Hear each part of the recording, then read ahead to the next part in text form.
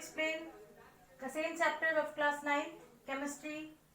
My next topic is formula. What is a formula? So the symbolic representation of a molecule is known as formula, or it is also called molecular formula.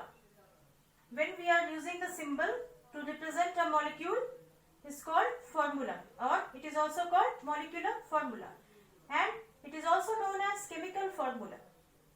For example, you can see a molecule of an element may contain one or more atoms of it.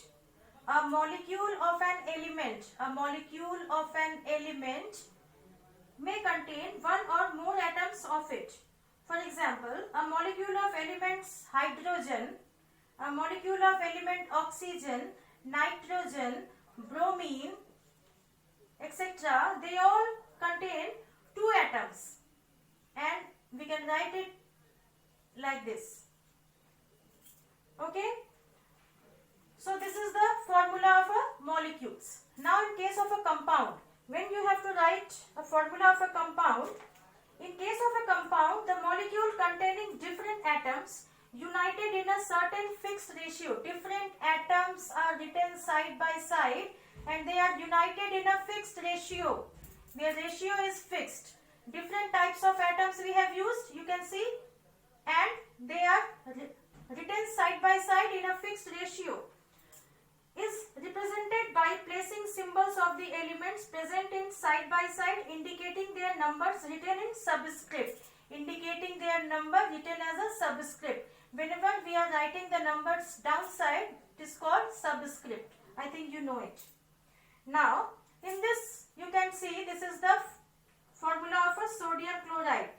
It represents one molecule of ammonium chloride. It contains one atom of nitrogen, 4 atoms of hydrogen and 1 atom of chlorine. It represents one molecule of ammonium chloride. It is ammonium chloride.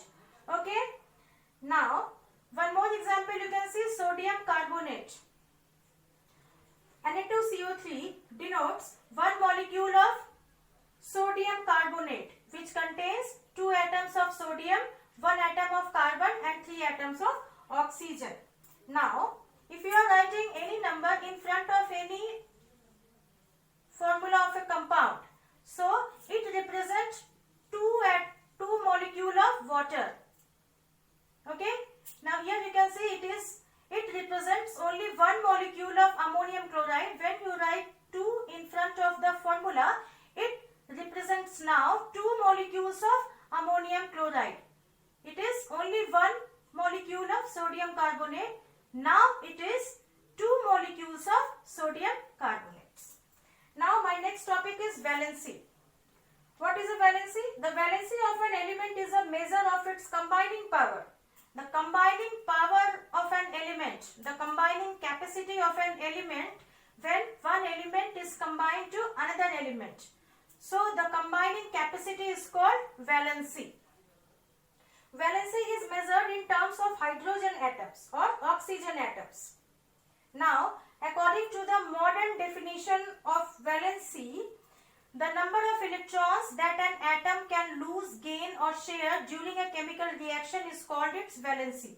We know that whenever any chemical reaction is going on, the atom can lose, can gain or can share also. So, the number of electrons which are losing, gaining or sharing during chemical reaction, that is called its valency. And elements with 1, 2 or 3 electrons in their outermost shell are usually metals. The elements in which 1, 2 and 3 elements are there in their outermost shell, they are called metals. Okay, for example, one example you see sodium. Atomic number is 11.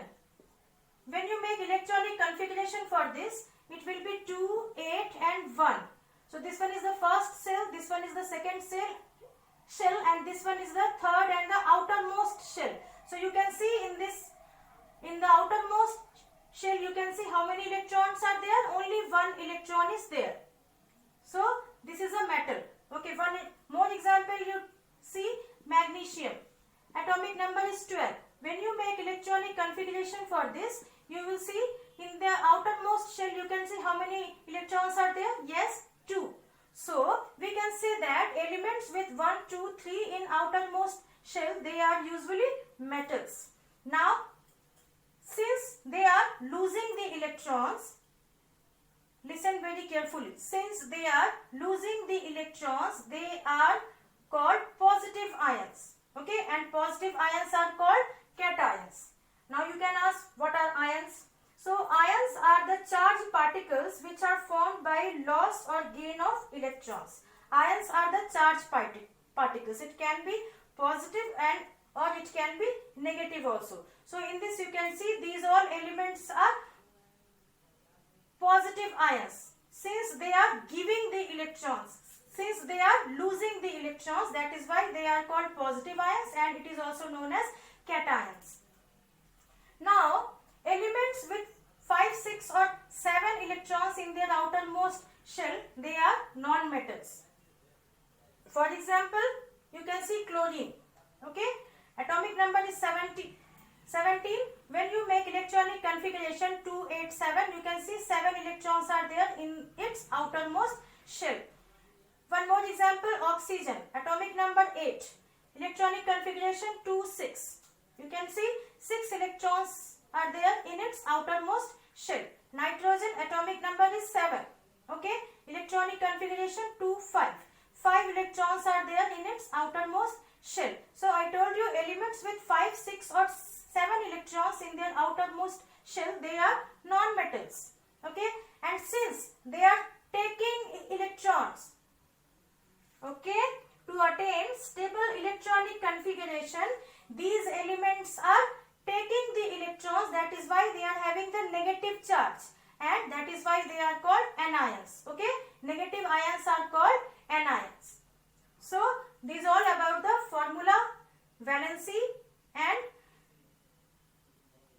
elements with 1, 2, 3 in their outermost shell, they are metals. Okay, remember it. Elements with 5, 6 or 7 electrons in their outermost shell, they are non-metals. Oh, one more thing.